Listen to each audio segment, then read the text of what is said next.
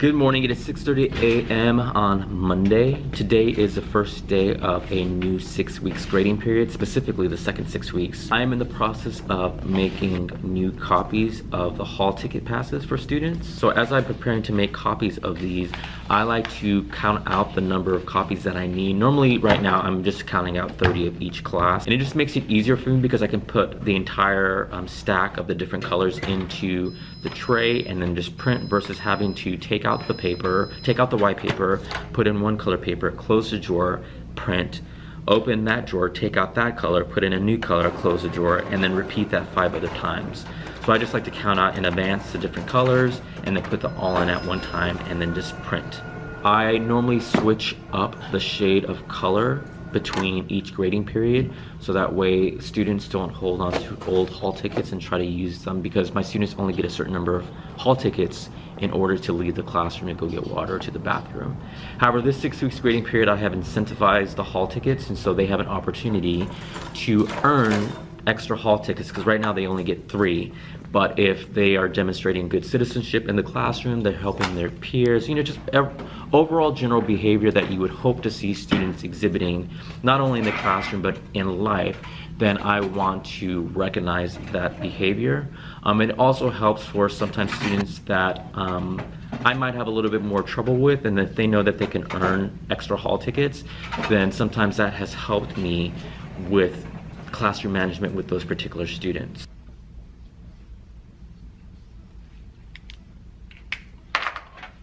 These are all the objectives for the current unit that we just started last week. They will identify extensive and intensive properties, mainly intensive properties because we are doing a density lab. So the warm-up, it says density column warm-up. I need to change that because there's a density column right there, but then they will also look at the Coke and Diet Coke. So they have to sketch and explain what they believe is occurring. As they're doing that, I'm going to check their interactive notebooks because they had, since last Wednesday, I saw my ADA classes last Wednesday. They had since then to watch a video of me setting up my notebook because I had given them all the pages for this current unit to set up into their notebooks. All they had to do was cut tape or glue into their notebook. After that, we're going to do the density cylinders lab. This part we're probably not going to do because, namely, number one, the density lab is probably going to take a majority of the period, but then also the videos for these, this was homework, and the videos were up since last Wednesday as well. And then 8A, I know, has completed this part already, so that's what we're doing today. So my students are going to do the lab, and actually let me explain that because I did not explain that in the last vlog. So each table 4 gets one of these, and I have to sneeze, gets a tube of a particular substance. There are 12 different substances that came with the product, and each substance has 4 pieces, and you can see that they're various sizes. So if you also notice is that I have 2 of each piece of lab equipment at each table, 4, and then these middle tables as well, or the middle table as well. So in a table of 4, I have students work in pairs, and each pair gets 2 of the pieces. They measure the mass and the volume. When they're done, they switch with the students at their table, so that way each pair gets to measure all 4 pieces. When they're done, they put their pieces back in the tube and they switch with the group directly across from them, so that way they have another substance. So in this case, that group would switch with this group and they would get these white pieces and they would measure all 4 pieces. I do that so that way they can measure just 2 different substances, get some more practice measuring, calculating density, but then they can also see that density is an intensive property. I mean, they'll be able to see it from just doing this one substance, because if they're measuring appropriately, they get really great data.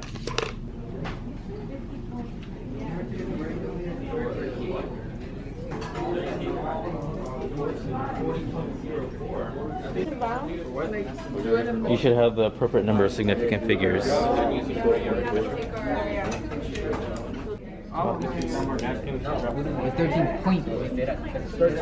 They're right there on top of the cart. Wait a minute, how is it incorrect? Just 5? Was it directly on the line? Well, this is after you subtracted. So you're assuming that when you put the water in the first time, it was directly on the line. Right. When you put the piece in, it went and it was also directly on the line. Yeah. Both times? Yeah. For all the pieces? Actually, except this one is 14.1 millimeters. Then 14.1 is not just going to give you 10 when you subtract the two values. And the measurement that you just told me had the correct number after the decimal place. You should have one number after the decimal place. Slash for this one, the lowest significant figure is 1, and since it's 1.125, will we just leave it as 1? Or do we turn it? What do you mean the lowest significant figure is 1? 8.0? So let's see what happened today. So originally what I had planned was, well, let me backtrack. Last Wednesday and also on Friday, I told my classes, hey, like I shot this interactive notebook video of me putting everything together for the new unit, and I made copies of everything for the new unit, and I placed them in these bins. So there were like maybe, I don't know, 13 bins, and I placed them all along the tables. Well, one period or one day I had them all along this table. I also had the demo table over here. And then one of the other days, I think my B-Day class on Friday, I placed them on the lab tables around the room. And so they walked around the room and they grabbed all the sheets.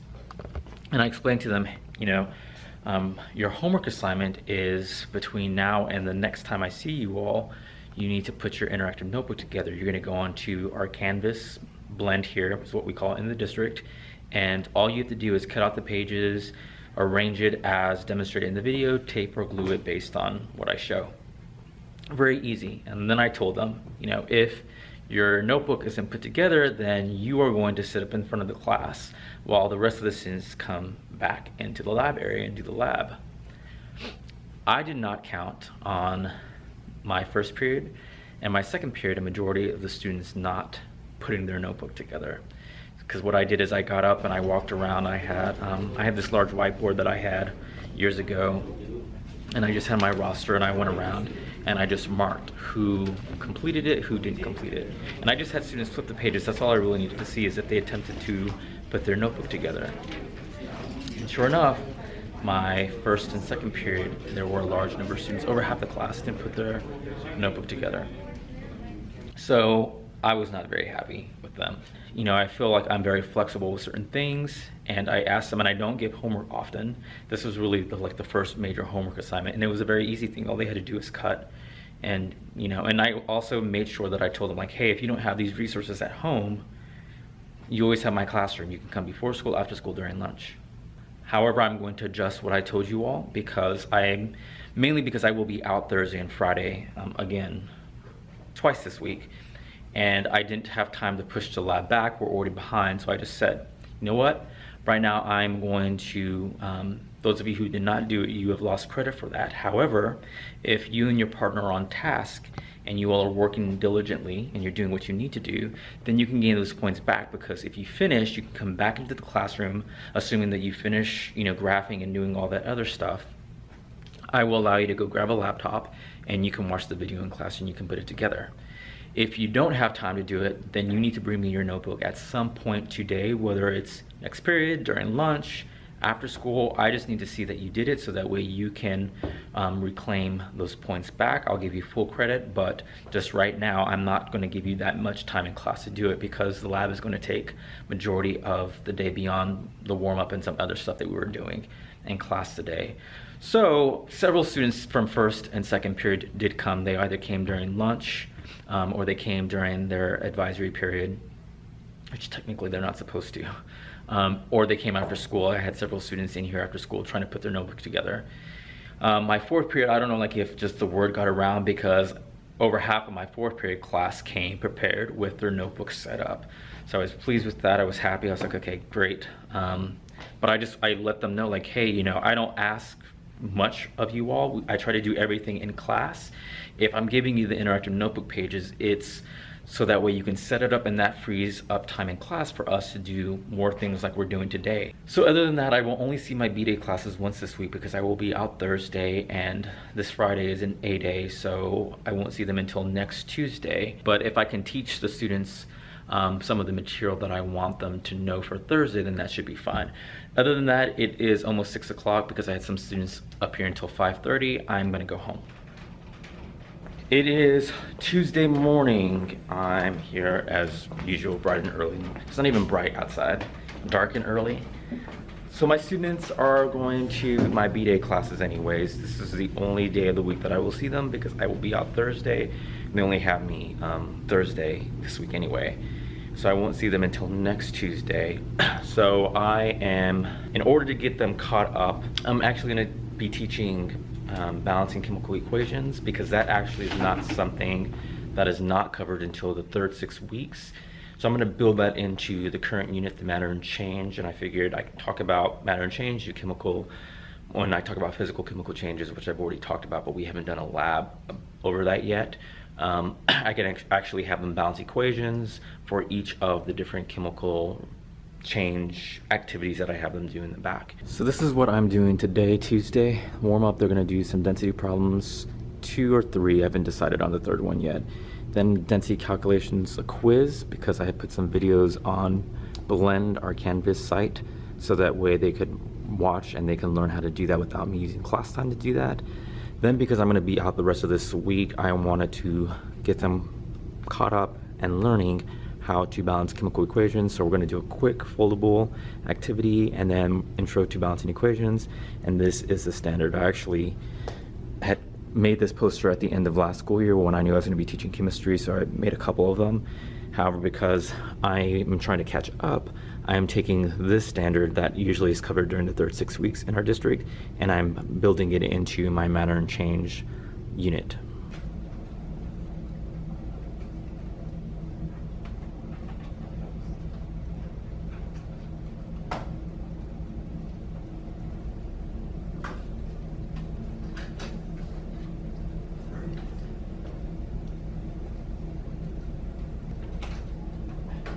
Just remember, no units on your paper, yes. On the computer, no.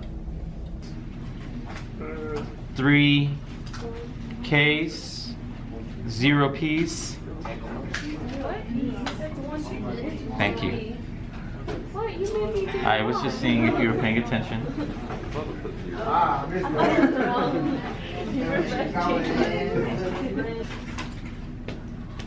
So I gave you an illustration right here in the notes. That 6 just means that there are 6 of this particular compound right here. Correct. So that's why I have 6 listed out. If you wanted to, you can draw them out and you can sit there and take your time. Or just multiply. Or you can just multiply. So how many carbons? 30. 30. And how many hydrogens? 72. That's all. Okay, last one. I'm going to do this one. There are 8 N's. There are 16 H's. No, there's 4. Never mind, never mind, it's 8. There's 4 N and there's another N. There's 2 N, so 2 times 4 is 8. Yeah, y'all thought you had me, didn't you? No, we were just testing you. And then there are 12 oxygens.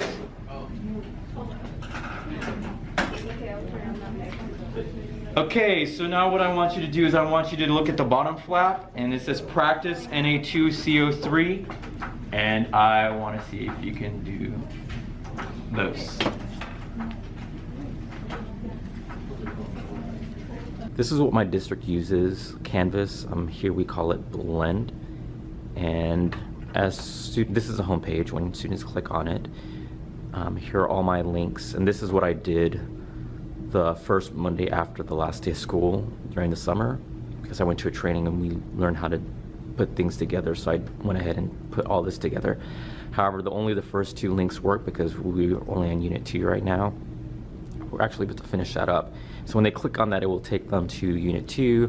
And so, for example, one of the assignments that the students had to do by Monday and Tuesdays, they had to watch this video of me putting together my interactive notebook, which I shot about 2 weeks ago. And I gave them all the papers. That you were going to put in your interactive notebook, and I'm done. And so there's just me just putting up. Is balancing. And they had all the sheets. And so that was going to help me free up time in class from us putting up our interactive notebook, because I printed out all the pages that they needed for that in order for them to place in their interactive notebook. Today they have a quiz. At least my 8A class has a quiz today. B-Day took it yesterday. Most of the students did pretty well. Those who actually watched the videos of me, again, working problems, and it's just kind of some information for them. And I put it as a quiz because there are questions below the video, but then I also embedded questions in this video. So in order for them not to skip around through the video, they have to input their name, last name, and their email address. Okay. Okay, so we're gonna do several types of. Let me shut myself up real Very quick. First one. So down here, I don't know if you can, I think on this video, there's this little gray circle right here in this particular video. And so once they get here, let me see if I can move it. Let me see if I can move it closer. It's gonna ask them a question. So go ahead and pause the video and see if you can work it, and then after you've got it, play the video and see if you got the answer that I got. So then it says take quiz now, because what is the density of carbon tetrachloride? And that was the problem. You can't really see it, but it was a problem right here. So before they can play the video and see, and they just can't skip around. I mean, I guess they can always put some crap answer in if they wanted to do that, if they didn't know. But Camtasia sends me a report, not Camtasia, TechSmith sends me a report at the end of each day, because I've enabled that option. And so I can see who's doing the quizzes, who's watching the videos, who's attempting the quiz, and then what they're putting in. Let me just type in something real quick. Submit answers. And they have to submit their district email address. And then it just says view answers or continue. And then it also says, I don't think you can see right here, it says 1 incorrect, and then it says 100% because I got it wrong. And then it would also tell them if they got it correct. And then they can view the answers, and then just click continue. So it says the flask waste. And so that's what I built in to here, but this is really the part that I'm more interested in, the quiz that I built into the Blend program, because then they submit that to me and I can actually sync it to my gradebook. So if they watch the 4 modules, the 5 modules, then they'll be ready for the quiz. And there are only 8 questions total. I gave my B-Day classes 25 minutes. So that's what we did yesterday, and that's what we're doing today. So what we're gonna do is we are going to cut, well, you've already cut. On page 25. You don't need the colors anymore. Correct. So what you're going to do is you're going to glue, not tape, glue the green and pink sheets. So the one that says NaCl, the very first green sheet that we did, NaCl, that goes in the back of the CH side. You're going to turn it sideways. And under the part where it says how to count atoms in a chemical formula, you're going to glue, not tape, this part down and fold it. It'll create a little flap. So again, this part where it says how to count atoms in a formula, just glue that above this little booklet thing that you have already. You should have all the notes if you put your notebook together, and you're just gluing this part down.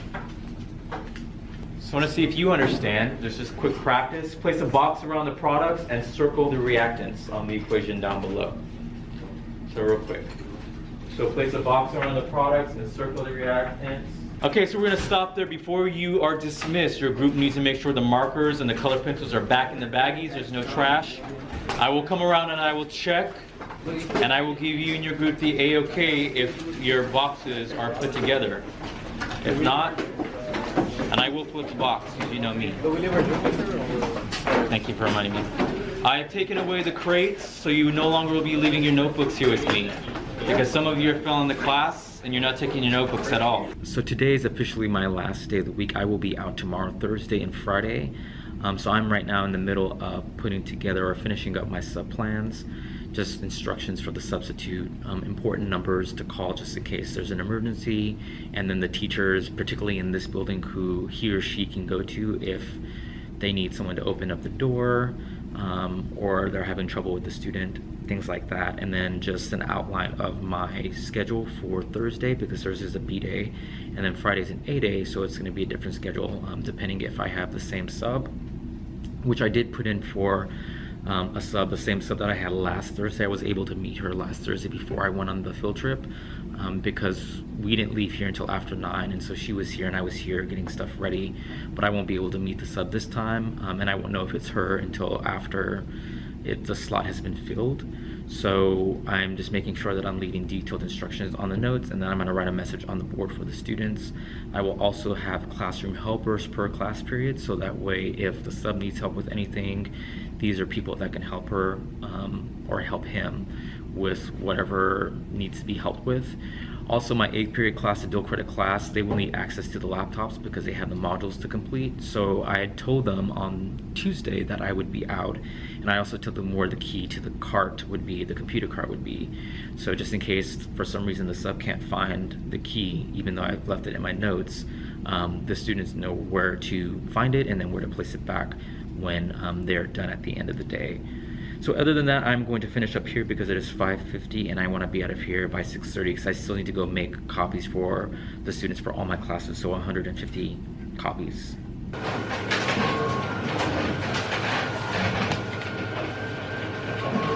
So I just have to say that getting ready for a sub is the worst ever.